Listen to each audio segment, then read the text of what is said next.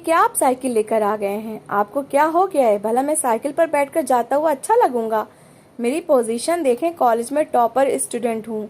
मुझसे नालायक से नालायक लड़के भी इतनी कीमती बाइक लेकर कॉलेज जाते हैं और एक आप हैं जो ये साइकिल ले आए हैं। अरे मैं टॉप करता हुआ आ रहा हूँ, पूरे जिले में फर्स्ट पोजीशन आती है हमेशा, और अगर मैं साइकिल पर बैठकर कॉलेज जाऊंगा तो मेरी इज्जत का तो सत्यानाश हो जाएगा। लोग मुझको देखकर हंसेंगे। इससे तो अच्छा है कि मैं ऐसे ही कॉलेज चला जाऊं। मैं गुस्से से बोलता चला जा रहा था। मेरे पापा खामोशी से सामने खड़े अपने कंधे पर मौजूद कपड़े से अपना पसीना साफ कर रहे थे, जबकि मैं उनकी लाई हुई नई साइकिल जो कि मेरे सामने ही पड़ी थी उसे लात मारकर बाहर निकल गया। मैं गुस्से से बड़बड़ा रहा था। मेरी भी क्या जिंदगी थी, जहां एक तरफ मेरे दोस्त यार मेरे जैसे बनने की इच्छा रखते थे कि बस ऐसा दिमाग हमें भी मिल जाए, हम भी ऐसे ही पढ़े लिखे हर टीचर की आंखों का तारा हो। वहीं एक मैं था जो इसके बजाय उन लोगों के ऐश देखा करता था। नालायक से नालायक स्टूडेंट भी मेरे कॉलेज का अमीर लड़का था। घर, गाड़ी, बंगले, कीमती बाइक्स, कार, अच्छे कपड़े, सब कुछ उनके पास मौजूद था, लेकिन एक सिर्फ मैं ही था जो कि कंगाल था। पहले पहल तो मैंने अपनी पढ़ाई पर और तेज दिमागी पर गर्व करना चाहा कि मेरे पास तो तेज दिमाग है, मैं लिखकर अपने बलबूते पर कुछ न कुछ कमा लूंगा। लेकिन जब मैं दूसरों के बाप को इतनी तरक्की करते देखता तो मुझे अपने बाप पर गुस्सा सा आने लगता। आखिर मेरे पिताजी ने मेरे लिए किया ही क्या था? उन्होंने तो बस सारी जिंदगी मेहनत मजदूरी की थी। मुझे तो अब पढ़ा लिखा रहे थे। काश खुद भी कुछ पढ़ लिख लेते और अच्छी जॉब कर रहे होते या फिर कोई कारोबार ही कर लेते तो आज हमारे दिन भी अच्छे होते। मैं ये सोचता हुआ घर से बाहर निकल आया था। आज फिर पैदल ही चलकर जा रहा था। तेज धूप से तो वैसे ही मेरा बुरा हाल हो रहा था, जबकि वो साइकिल में जानता था कि मेरी ठोकर मारने से गिर चुकी है। आज कॉलेज गया तो एक बार फिर कॉलेज के बाहर बाइक्स और कार खड़ी देखकर मैं एक ठंडी सांस भरकर रह गया। कॉलेज के चौकीदार तक प्रिंसिपल भी सभी मेरी बहुत इज्जत किया करते थे। मैं बगैर पढ़े भी सब कुछ फर पर सुना दिया करता था। इंजीनियरिंग कर रहा था, जानता था कि जिस तरह मेरा तेज दिमाग और कॉन्फिडेंस है मुझे अच्छी नौकरी भी मिल जाएगी। लेकिन मेरे पिताजी को तो मेरा कोई ख्याल ही नहीं था। मुझे लगता था जैसे बाहर के लोग मेरी कदर करते हैं वैसे मेरे माँ बाप भी मेरी कदर कर ही नहीं सकते। सारा दिन पढ़ने के बाद वापस घर आया, सुबह नाश्ता भी नहीं करके गया था, इसलिए भूख बहुत लगी थी। वापसी का सफर फिर मैंने पैदल ही किया था। जेब में सिर्फ 20 रुपए ही मौजूद थे और मैं अपने माँ बाप की एक बार फिर निंदा कर रहा था। कैसे माँ बाप थे मेरे! अरे वैसे तो चांद का टुकड़ा, आंखों का तारा, मेरा जिगर, मेरा सुकून कहकर पुकारा करते थे, और अब इनके पास इतने पैसे तक न थे कि कम से कम टैक्सी में बैठकर घर आने के लिए किराया ही दे देते। मैं रास्ते में पड़े हुए पत्थर को ठोकर मार कर गुस्से से बड़बड़ा रहा था। जब घर वापस आया तो मेरी माँ मेरी ही राह देख रही थी। मेरे लिए नल से ठंडा पानी भर कर बाथरूम में रख दिया। कहने लगी, जा मेरा बेटा, जाकर नहा ले, थोड़ा ठंडा महसूस करेगा। एक तो सुबह से बिजली भी गई हुई है। पहले ही मैं गर्मी से परेशान था। जब मैंने ये सुना कि बिजली नहीं है तो मैं गुस्से से बिफर उठा। जी चाहा कि अपना सर दीवार पे मार दूं और अपनी जिंदगी खत्म कर लूं। ये क्या बात थी? मैं माँ से कहने लगा, मेरी जिंदगी में सुकून आएगा भी या नहीं? मैं पढ़ता हूँ, इतनी मेहनत करता हूँ, पढ़ाई कोई आसान काम नहीं है। मैं इंजीनियरिंग कर रहा हूँ और वहाँ सारा दिन सर खपाने के बाद जब मैं वापस यहाँ आता हूँ तो मेरे लिए एक पंखा भी मौजूद नहीं है। पापा से कहती क्यों नहीं हो तुम कि वो जनरेटर या इन्वर्टर ले ले। ना रात में मेरी नींद पूरी होती है और न दिन में। मेरी माँ तो खामोशी से बस मेरे कपड़े निकाल रही थी। फिर कहने लगी कि बेटा, तेरे पिताजी तेरे लिए कुछ ना कुछ तो कर लेंगे, तू चिंता मत कर, जा नहा ले, तब तक मैं तेरे लिए गर्मा गर्म रोटी डालती हूँ। मैं बड़बड़ाते हुए नहाने चला गया। वापस आया तो मेरी माँ आंगन में ही धूप में बैठकर दुपट्टे का साया किए मेरे लिए लकड़ियां जलाकर रोटी बना रही थी। मैं छांव में बिछी चारपाई पर बैठ गया और इंतजार करने लगा कि कब रोटी बनकर आएगी। जब रोटी मेरे सामने आई तो माँ ने एक बार फिर चटनी मेरे आगे रख दी थी। 2 दिन के बाद फिर चटनी और अपने सामने रोटी देखकर मेरा दिमाग खराब हुआ। मैं कहने लगा कि आज फिर चटनी, क्या कोई सब्जी नहीं बनाई? माँ कहने लगी कि बेटा, तुझे पता तो है इन दिनों हालात कितने खराब चल रहे हैं, तेरे पिताजी का काम कुछ नहीं चल रहा। अब मैं तेरे लिए सब्जी कहाँ से लाऊं? इसी में गुजारा कर ले बस। फिर जैसे ही तेरी परीक्षा हो जाएंगी, तेरी अच्छी नौकरी लग जाएगी तो फिर जो तेरा जी चाहे वो खाते रहना। माँ की बात सुनकर मैं गहरी सांस लेकर के रह गया था। चटनी को देखकर एक बार फिर मेरी भूख खत्म हो चुकी थी।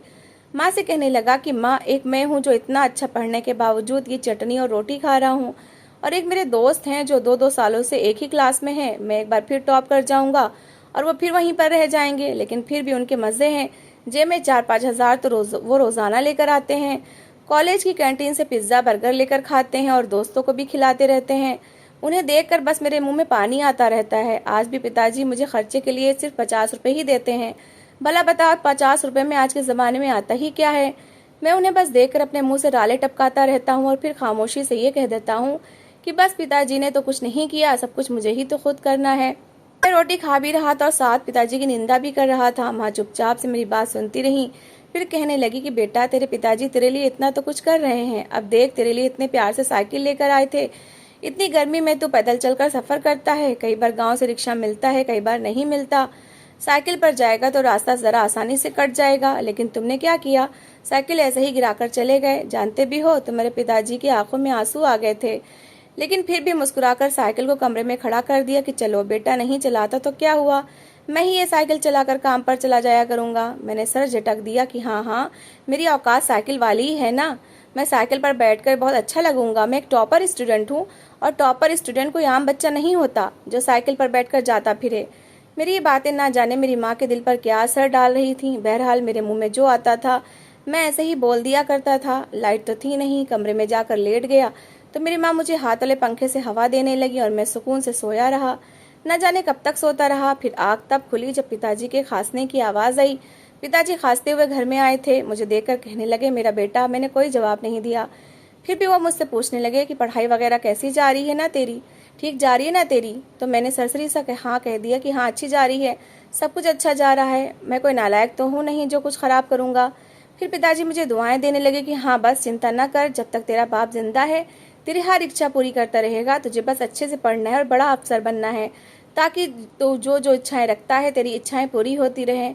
पिताजी की बात सुनकर आखिर में ताना भी दे गया कि हाँ, सारी इच्छाएं मुझे ही तो खुद ही तो पूरी करनी है, आपने मेरे लिए आज तक किया ही क्या है। मैं सर झटक कर उनके पास से उठ चुका था। ऐसा नहीं था कि मैं शुरू से उनके खिलाफ, ऐसा ही था, बल्कि उनका इकलौता बेटा था और बड़ा ही लाडला था। मेरे लिए भी मेरे माँ बाप सबसे ज़्यादा प्यारे थे, लेकिन मैं उनसे अपने इतने अच्छे नंबर्स लेने का, पढ़ने का बदला लेना चाहता था। मैं ये चाहता था कि जैसे बाकी लोग मेरी इज्जत करते हैं, मुझे सर आंखों पर रखते हैं, मेरे माँ बाप भी मेरे लिए ऐसा ही करें, मेरे लाड नखरे उठाएं। मैं घर आऊँ तो मेरे लिए कई तरह के पकवान बने हो, मेरा घर भी अच्छा हो जैसा कि बाकियों का था। लेकिन बस एक गहरी सांस लेकर रह जाता कि ना जाने मुझे सब कुछ नसीब होगा। एक दिन मैं कॉलेज गया तो पता चला कि कल बच्चों को अपने पेरेंट्स को लेकर आना है। हम लोग बच्चे तो ना थे, लेकिन ये एक ऐसा फंक्शन था जिसमें सभी बच्चे अपने पेरेंट्स के साथ इस कॉलेज में आने वाले थे, ताकि उनके माँ बाप की मेहनत और पेशे को सबके सामने इंट्रोड्यूस करवाया जाए और माँ बाप अपने बच्चों से क्या क्या उम्मीदें लगाए हुए हैं ये आकर बताएं। सभी लड़के बहुत खुश थे कि कल हम अपने मम्मी पापा को यहाँ पर ज़रूर लेकर आएंगे, लेकिन मैं अंदर ही अंदर शर्मिंदगी से महसूस करने लगा था। भला मैं अपने माँ पिताजी को कैसे लेकर आ सकता था। मेरे माँ पिताजी को तो ठीक तरह से बोलने का, बैठने का ढंग भी नहीं था। वो गांव के रहने वाले थे। यहाँ आकर आखिर अगर कोई सर या मैम इंग्लिश में उनसे सवाल पूछ लेते तो वो क्या जवाब देते। उन्हें तो पता ही नहीं होता कि यहाँ पर बोलना क्या है। बहरहाल मैं कुछ सोचने लगा। घर जाकर ना अपने पिताजी को बताया, ना ही माँ को कि मेरे कॉलेज में कल इस तरह का फंक्शन है। मैं शाम तक सोचता रहा, फिर अपने जिगरी दोस्त को फ़ोन किया और कहने लगा कि बस किसी तरह किराए के माँ बाप का इंतज़ाम करो। मैं तो अपने माँ बाप को बिल्कुल भी कॉलेज नहीं लेकर जाने वाला, यार बेइज्जती हो जाएगी। मेरा दोस्त ये सुनकर हैरान था, लेकिन आखिर था तो मेरा दोस्त। ऐसा करते हुए मुझे डर भी लग रहा था। रात को पिताजी के साथ बैठकर खाना खाने लगा। वो एक बार फिर मुझसे मेरी पढ़ाई के बारे में पूछ रहे थे, सवाल कर रहे थे, लेकिन मैं उनसे नज़रें मिलाए बगैर उनकी हर बात का जवाब देता चला जा रहा था। अगली सुबह मैं अपने दोस्त के यहाँ गया था। उसने मेरे लिए नकली माँ बाप का इंतज़ाम कर दिया था, लेकिन ये काम करने के वो मुझसे 2000 भी मांग रहे थे।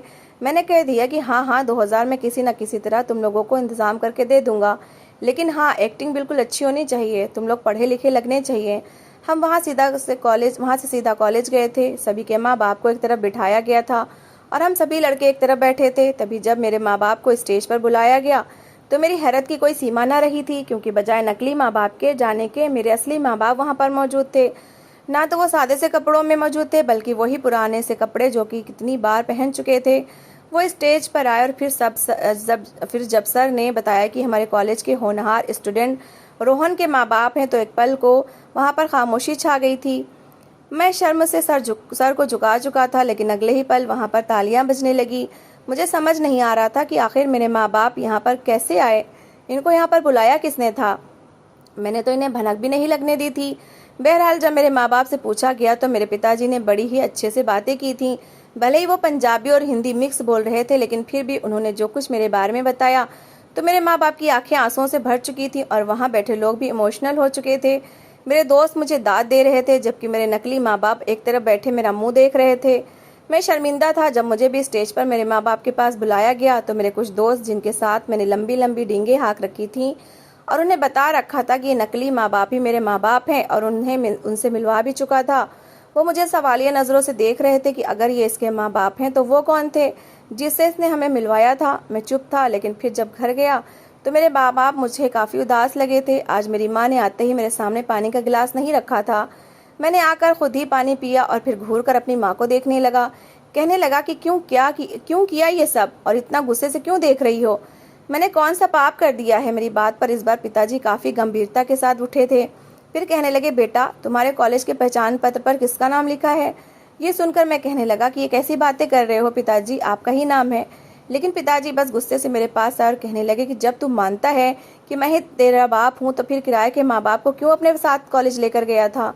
मैं नजरें चुराने लगा। कहने लगा कि बस ऐसे ही, मुझे लगा कि आप बिजी होंगे और माँ भी घर के कामों में लगी रहती हैं, इसलिए सोचा कि ठीक है मैं किराए के ही माँ बाप को ले जाता हूँ। अगले ही पल एक झन्नाटेदार थप्पड़ मेरे मुंह पर पड़ा था। पिताजी कहने लगे कि अच्छा ये सच है, या फिर ये सच है कि तुम अपने माँ बाप को दोस्तों से और कॉलेज वालों से मिलवाने पर शर्मिंदगी महसूस करते हो? तुम्हें ये हमारे फटे पुराने कपड़े और सादा सहूलियत देखकर शर्मिंदगी महसूस होती है? तुम्हारे कॉलेज वाले मुझे देखकर क्या कहेंगे? तुम्हारी माँ को देखकर क्या कहेंगे कि इतने होनहार विद्यार्थी के माँ बाप ये हैं? सच तो यही था, लेकिन अपने माँ बाप के मुंह से ये सुनकर मुझे ये सब अपनी इज्जत के पर एक तमाचे की तरह लगा था। मैं सर झुकाकर खड़ा था, कुछ बोल नहीं पाया। मुझे पिताजी डांट रहे थे, उनकी आवाज़ काफ़ी खोखली हो चुकी थी। मुझे डांट कर कहने लगे कि हमने तुझे पढ़ाया लिखाया, इस काबिल बनाया ताकि हमारा सर गर्व से ऊंचा हो सके, लेकिन हमें कहाँ पता था कि ये उल्टा तुझे इतना कामयाब कर देंगे कि हम तुझे गिरे हुए लगने लगेंगे। मैं पिताजी और माँ से कहने लगा कि नहीं, ऐसी कोई बात नहीं है, आप लोग इतना ना सोचो, बस मुझे माफ़ कर दो, मुझसे गलती हो गई, मैंने ऐसा कुछ भी नहीं सोच रखा था। खैर माँ तो माँ होती हैं। माँ फौरन पिताजी को वहाँ से ले गई। कहने लगी, बेटे को कुछ मत कहो, ठीक तो कहता है, आपके पास तो समय होता ही कहाँ है, आज तक कभी उसके कॉलेज गए हो? और मैं भी कहाँ कोई पढ़ी लिखी हूँ, जाहिर सी बात है ये तो बड़े कॉलेज में छात्रवृत्ति पर पढ़ रहा है, बिला वजह बेटे को कुछ मत कहो। मेरी माँ पिताजी को वहाँ से ले जा चुकी थी और मैंने सुख का सांस लिया था। असल में मेरे ही दोस्त ने मेरे बाप को स्कूल के फंक्शन के बारे में बता दिया था। मैंने उसे बहुत बातें सुनाई। खैर इस बार मैंने फिर कॉलेज में टॉप किया था। मेरे दोस्त मुझसे ट्रीट मांग रहे थे, कह रहे थे कि अच्छे से होटल में तुमसे खाना खाना है, लेकिन मैं पैसे कहाँ से लाता? फिर सोचा कि पिताजी से कहता हूँ, वैसे भी कौन सा मैं रोज़ रोज़ उनसे कुछ मांगता हूँ। एक बाइक कही थी, वो भी अभी तक नहीं आई, 5-6 हज़ार तो मेरे लिए उनसे निकल ही आएंगे। मैं उस दिन घर गया तो पिताजी से कहने लगा कि पिताजी मुझे पैसे चाहिए। पिताजी हैरत से मुझे देखने लगे, पहले ही अपना बटुआ खंगाल रहे थे, ना जाने माँ से किस बारे में बात कर रहे थे। कहने लगे कि क्या करना है, कितने चाहिए? मैंने कहा यही कोई 5-6 हज़ार। ये सुनकर तो उनकी आंखें हैरत से फैल चुकी थी। कहने लगे कि ये क्या कह रहे हो, इतने ज़्यादा पैसे की तुम्हें क्या ज़रूरत पड़ गई? तो मैं कहने लगा कि दोस्तों के साथ पार्टी करनी है। पिछली बार भी उन्हें चाय के कप पर टरखा दिया था, लेकिन इस बार वो जिद पर अड़ चुके हैं कि बड़े होटल में खाना खाएंगे, वरना उनकी और मेरी दोस्ती खत्म। पिताजी सोच में पड़ गए। फिर कहने लगी कि अच्छा ठीक है, देता हूँ तुझे पैसे। पिताजी घर से बाहर चले गए। कुछ देर बाद जब आए तो अपनी जेब से 5 हज़ार निकाल कर मेरे हाथ पर रख दिए और मैं ये भी ना पूछ सका कि आखिर वो पैसे कहाँ से लाए थे। मैंने होटल में जाकर अच्छे अच्छे खाने खाए और आइसक्रीम खाई थी। दोस्तों के साथ खूब मज़े किए थे, लेकिन मेरे माँ बाप घर में रोटी दाल के साथ खा रहे थे। रात को जब घर वापस आया तो मेरी माँ मेरे इंतज़ार में ही जाग रही थी। जैसे ही मैं आया तो फ़ौरन मेरे लिए पानी लेकर आ गई, जिसे पीकर मैं अपने बिस्तर पर सोने के लिए लेट गया तो मेरी माँ भी सुकून से सो गई। लेकिन अब दिन ब दिन मेरा गुस्सा और ज़िद बढ़ती चली जा रही थी। कुछ दिन बाद मैं इस कदर गुस्से से पिफर उठा कि अपने पिताजी से लड़ने लगा। आज फिर बहस का टॉपिक बाइक ही थी। मैं कहने लगा कि कैसे माँ बाप हो, मुझे एक बाइक नहीं दिला सकते? बस आज मुझे हर हाल में अपनी बाइक चाहिए, नहीं तो मैं घर छोड़कर चला जाऊंगा। पिताजी आज पहली बार गुस्से में आ चुके थे। कहने लगे कि पागलों जैसी बातें मत किया करो, तेरे लिए जो इतना सब कुछ कर रहे हैं क्या वो काफ़ी नहीं है? क्यों औरों को खुश देखकर तू उनमें अपनी खुशियाँ ढूंढने लगता है? उनकी ज़िंदगी में और हमारी ज़िंदगी में ज़मीन आसमान का फ़र्क है। लेकिन वो कहाँ मानने वाला था, बस गुस्से में जूते पहने और घर से बाहर निकल गया। जल्दबाजी में पिताजी के ही जूते पहनकर घर से निकल आया था। जब रास्ते में पहुंच गया तब एहसास हुआ कि अरे मैं तो पिताजी के जूते पहन आया हूँ। पिताजी का बटुआ भी उनके कपड़ों के साथ बिस्तर पर पड़ा था। गुस्से में मैं उनका बटुआ भी ले आया। देखता हूँ इसमें कितना खजाना छुपा रखा है। वैसे तो उनसे पैसे निकल आते हैं, लेकिन जब मैं मांगू तो पिताजी बहाने बनाने लगते हैं। बटुआ लेकर मैं घर से बाहर निकल आया। सोच लिया था कि अब बस दूसरे शहर चला जाऊंगा, अपनी अलग दुनिया बनाऊंगा। इन माँ बाप के साथ तो मुझे रहना ही नहीं है। मैंने तो यहाँ पैदा होकर गलती कर दी। अभी मैं कुछ आगे चला था कि मेरे पैर में कुछ चुभने लगा। मैं फौरन रुका। जब पैर निकाल कर देखा तो मेरे पैर से खून बह रहा था। जूते में एक छोटी सी कील चुभी थी जो मेरे पैर में लग चुकी थी। वो कील जूते से निकालना चाहा, लेकिन जूता उखड़ने लगा, इसलिए मैंने वो जूता ऐसे ही पहने रखा। उस समय इतना गुस्सा था कि मुझे कुछ खास दर्द भी महसूस नहीं हो रहा था। फिर मैं तेज कदम उठाकर आगे बढ़ने लगा तो मुझे अपना जूता गीला महसूस होने लगा। जब नीचे देखा तो कीचड़ में चलने से पानी में मेरे जूते में जाने लगा था। पिताजी का जूता तो बिल्कुल ही टूट चुका था। मैं बड़बड़ाने लगा कि काश अपने ही जूते पहनकर आ जाता। जल्दबाजी में याद ही नहीं रहा। बस अड्डे पर पहुंचा तो बटुआ खोलकर पैसे निकालना चाहे। बटुआ में उस वक्त सिर्फ 100 का नोट मौजूद था, लेकिन साथ ही कुछ पर्चियां भी पड़ी थीं। छोटे छोटे कागज थे जिन पर कुछ लिखा था।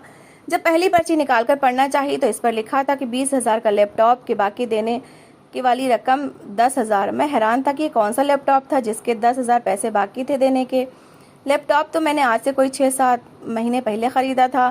फिर जब दूसरी पर्ची निकाल कर देखी तो इस पर लिखा था कि इस महीने के पैसों से सोच रहा हूँ कि अपने लिए नए जूते खरीदूं। ये भी भला कोई लिखने वाली बात थी। हर बार माँ कहती थी कि नए जूते ले लो, लेकिन पिताजी कहते थे कि मेरे जूते ठीक हैं, ये तो अभी 5-6 महीने और चल जाएंगे। जबकि आज मैं जूते जब पहनकर आया था तो मुझे एहसास हो चुका था कि और कितना चल सकते हैं। तीसरी पर्ची निकाली तो इस पर जो लिखा था उससे मेरा शरीर कांप गया।